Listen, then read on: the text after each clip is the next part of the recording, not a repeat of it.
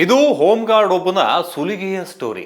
ಸದಾಶಿವನಗರದಲ್ಲಿ ಸುರೇಶ ಎಂಬ home guard ಕಳೆದ 5-6 ತಿಂಗಳಿಂದ ಕೂಡ ಕೆಲಸ ಮಾಡ್ಕೊಂಡು ಬರ್ತಾ ಇದ್ದ. ಟೀ ಕಾಫಿ ತರೋದ್ರಿಂದ ಹಿಡಿದು ಎಲ್ಲ ಕೆಲಸನೂ ಕೂಡ ಮಾಡ್ಕೊಂಡು ಬಂದಿದ್ದ.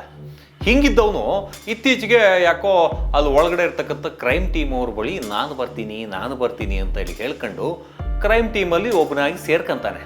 ಹಿಂಗೆ ಸೇರೋದೇ ಆತನ ಉದ್ದೇಶ ಆಗಿತ್ತೋ ಏನೋ ಗೊತ್ತಿಲ್ಲ. ಯಾಕಂದರೆ ಈ ಸುರೇಶ ಹೋಮ್ ಗಾರ್ಡ್ ಇದ್ದವನು ನಂತರದಲ್ಲಿ ಕ್ರೈಮ್ ಟೀಮ್ ಜೊತೆ ಸೇರ್ಕೊಂಡು ಅಲ್ಲಿ ಇಲ್ಲಿ ಓಡಾಡೋದು, ಆ ಕೇಸು ಈ ಕೇಸು ಅಂತ ಓಡಾಡೋದು, ಎಲ್ಲ ವಿಚಾರಗಳನ್ನು ಈತ ತಲೆಗೆ ತೆಗೆದುಕೊಳ್ತಿದ್ದ. ಅಂದರೆ ಎಲ್ಲ ವಿಚಾರಗಳು ಆತನಿಗೆ ಗೊತ್ತಾಗ್ತಾ ಇತ್ತು. ಹೆಂಗೆ ಮಾಡಬೇಕು, ಯಾವ ರೀತಿಯಾಗಿ ವಸೂಲು ಮಾಡಬೇಕು ಅನ್ನೋದು ಗೊತ್ತಾಗ್ತಾ ಇತ್ತು. ಸುರೇಶ ಕಳೆದ ಒಂದು 4-5 ದಿನಗಳ ಹಿಂದೆ ಈ ರಾಮಯ್ಯ ಗೇಟ್ ನಂಬರ್ 8ರಲ್ಲಿ ಅಲ್ಲಿ ಒಂದು ಈ ಪಿ ಜಿಗಳು ಏನಿರ್ತವೆ ಅಥವಾ ಈ ಹೆಣ್ಮಕ್ಳು ಅಲ್ಲಿ ಓದೋಕ್ಕೆ ಬಂದಿರ್ತಾರೆ, ರಾಮಯ್ಯದಲ್ಲಿ ಓದೋಕ್ಕೆ ಬಂದಿರ್ತಾರೆ, ಅಂಥವರೆಲ್ಲ ಮನೆ ಮಾಡ್ಕೊಂಡಿರ್ತಾರೆ. ಒಂದು 5-6 ಜನ ಸೇರ್ಕೊಂಡು ಮನೆ ಮಾಡ್ಕೊಂಡಿರ್ತಾರೆ. ಅಂತಹ ಭಾಗಕ್ಕೆ ಹೋಗಿ ನೀವು ವೇಶ್ಯಾವಾಟಿಕೆ ನಡೆಸ್ತೀರಿ, ನಿಮ್ಮ ಬಗ್ಗೆ ಪ್ರತಿಯೊಂದು ವಿಚಾರಗಳು ನಮ್ಗೆ ಗೊತ್ತಿದೆ, ನೀವು ಇಲ್ಲಿ ಡ್ರಿಂಕ್ಸ್ ಕುಡಿತೀರಿ, ಇಂಥ ಟೈಮಲ್ಲಿ ಹಿಂಗೆ ಮಾಡ್ತೀರಿ, ಬೇರೆ ಬೇರೆ ಹುಡುಗರನ್ನ ಕರ್ಸ್ಕೊಂತೀರಿ, ಇಲ್ಲಿ ವೇಶ್ಯಾವಾಟಿಕೆ ನಡೀತಿದೆ ಅಂತೇಳಿ ಹೆದರಿಸುವಂತಹ ಕೆಲಸಗಳನ್ನು ಮಾಡ್ತಾ ಇದ್ದ. ಇದು ಒಂದು ಕೇಸ್ ಅಂತಲ್ಲ, 10 ಕೇಸ್ಗಳಿದ್ದಾವೆ.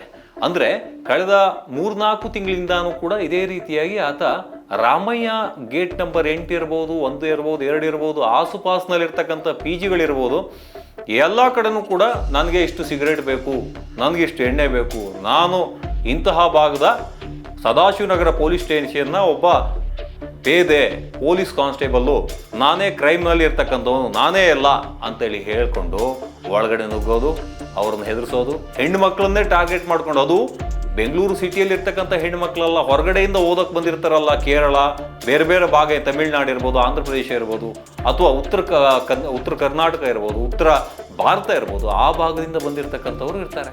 ಅವ್ರನ್ನೆಲ್ಲರನ್ನೂ ಕೂಡ ಹೆದರಿಸಿ ವಸೂಲಿ ಮಾಡುವಂಥದ್ದು, ಯಾವ್ಯಾವ ರೀತಿಯಾಗಿ ದುಡ್ಡು ಬೇಕು, ಯಾವ ಟೈಮಲ್ಲಿ ದುಡ್ಡು ಬೇಕು, ಆ ದುಡ್ಡನ್ನು ತರಿಸ್ಕೊಳ್ಳುವಂಥ ಕೆಲಸಗಳು ಮಾಡ್ತಾ ಇದ್ದ.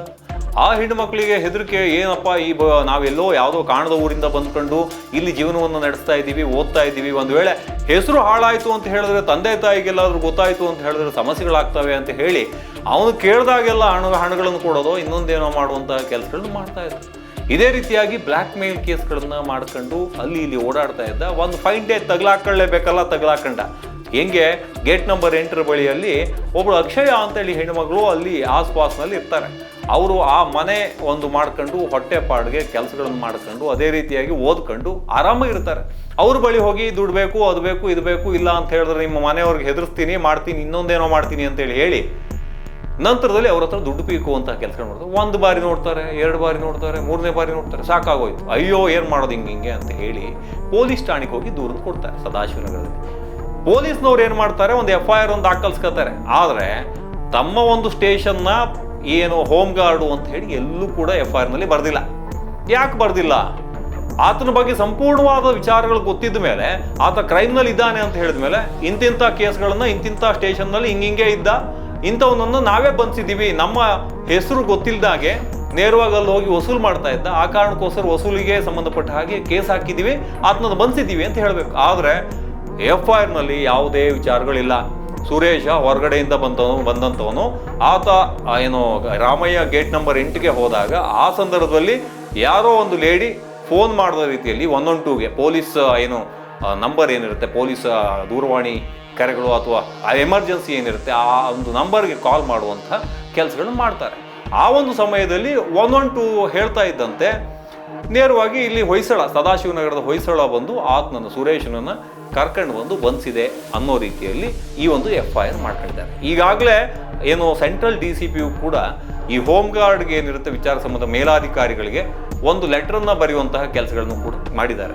ಒಟ್ಟಿನಲ್ಲಿ ಈ ಪೊಲೀಸ್ನವರು ಯಾರೇ ತಪ್ಪು ಮಾಡಲಿ, ಒಳಗಡೆ ಇದ್ದವನೇ ತಪ್ಪು ಮಾಡಲಿ, ಯಾರೇ ತಪ್ಪು ಮಾಡಲಿ, ಆತನ ಸವಿವರಗಳನ್ನು FIRನಲ್ಲಿ ಬರೀಲೇಬೇಕಾಗುತ್ತೆ.